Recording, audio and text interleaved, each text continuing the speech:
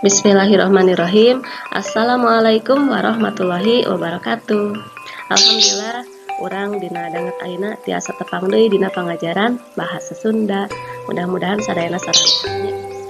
Saata satu acana urang medar perkawis teori narjamahkeun, tah dina lawungan anu ayeuna urang praktek gitunya, urang praktek narjamahkeun. Ieu aya sababaraha rupi contoh hasil narjamahkeun, mangga ku sadayana diperhatoskeun nya di tengetan kalayan daya. Satu acan urang praktek narjamahkeun, urang ngemut-ngemut deui teorina nya perkawis hal-hal nu kudu diperhatoskeun dina narjamahkeun. Sakirang-kirangna aya 4. Anu kahiji patali sareng aturan tata basa, teras nu kadua konvensi penulisan, anu katilu idiom atanapi ungkapan, sareng anu kaopat hal-hal nu kudu aya gitunya nu kedah nu perhatikeun dina kadua basa nyalira.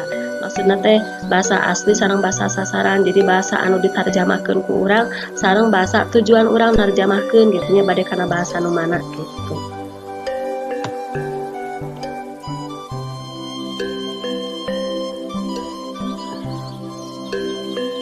Ieu sawatara contoh hasil narjamahkeun nya. Nu kahiji misalkan aya kecap kaki dina bahasa Indonesia. Tah nalika ditarjamahkeun kana bahasa Sunda, janten bakal seueur gitunya pilihan kecap nu kurang tiasa dianggo. Disaluyukeun sareng undak usuk basa atanapi tata krama basa anu lumaku dina bahasa Sunda nyalira. Tadinya misalnya kaki tiasa janten suku gitunya sampean, cokor atanapi ceker. Nu kadua sami misalnya aya kecap membawa, nalika dikana bahasa Sundakeun janten urang tiasa milih bade nganggo kecap mawa, ngabantun atanapi nyandak. Anu katilu misalnya aya kecap perut, ya oge sami gitunya urang engke nalika ngalarapkeun dina kalimah atanapi nalika gunem catur dina kahirupan urang sadidinten, urang tiasa milih naha bade nganggo kecap beuteung, kadaharan, patuangan atanapi lambut. Ieu disaluyukeun sareng engke urang gitunya ngobrolna sareng saha, ngobrolna di mana gitu. Ieu sawatara contoh sanesna nya hasil narjamahkeun dina bahasa Indonesia kana bahasa Sunda. Misalna aya kecap bangga dina bahasa Indonesia, hartosna upami ditarjamahkeun kana bahasa Sunda mah janten reueus bangga teh nya. Anu salajengna tanah air, tanah air upami dikana bahasa Sundakeun janten lemah cai, henteu tanah jadi taneuhnya dikana bahasa Sundakeun mah gitu. Janten urang ningal kecap anu nyarengan saatosna atanapi sateu acana gitu. Contoh sanesna aya kecap susah atanapi tidak mudah.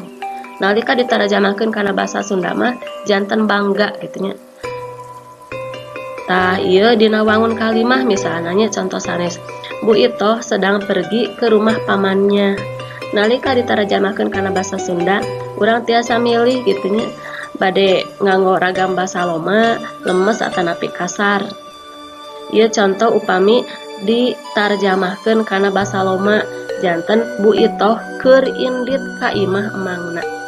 Benten deui upami ditarjamahkeunna kana basa anu lemes, janten Bu Itoh nuju angkat ka bumi emangna gitunya.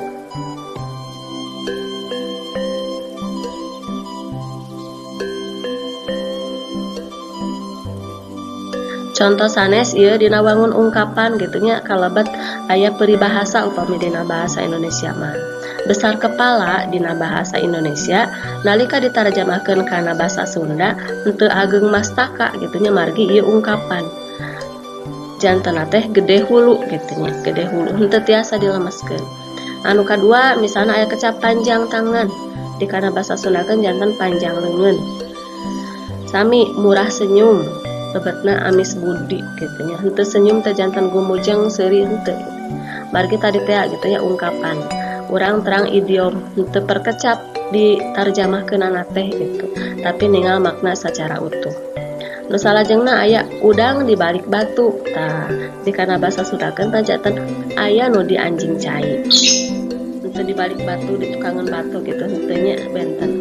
Nu salajengna bagai pungguk merindukan bulan. Tah dikana bahasa Sundakeun mah janten ngajul bentang ku asiwung. Terang asiwung sok 100 cobian pilari dina kamus bahasa Sundanya.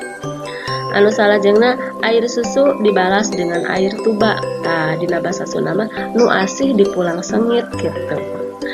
Nu panungtung mati segan hidup tak mau. Tah dikana basa Sundakeun janten hirup teu neut paeh teu hos kitu nya. Kartos teh kusadayana. Memang nalika narjamahkeun urang kedah naonnya tadi teh gitu nya hal-hal anu kedah diterjemahkeunana naon wae kedah perhatoskeun kalebat kriteria terjemahna anu sae oge gitu. Insyaallah lah proses gitu nya sakedik sadayana tiasa langkung paham engke kapayuna oge tiasa langkung mahir upami dina bahasa Indonesia mah nya kanggo praktek narjamahkeun. Bade dina bahasa naon wae gitu nya teras bahasa sasaranana naon wae oge gitu. Gitu ya.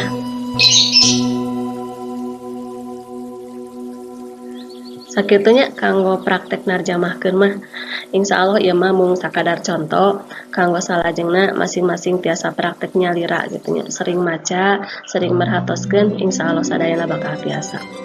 Hatur nuhun kana perhatosan ti sadayana. Insyaallah nya sadayana tetap semangat dina diajarna dilancarkeun oge segala rupina. Wassalamualaikum warahmatullahi wabarakatuh.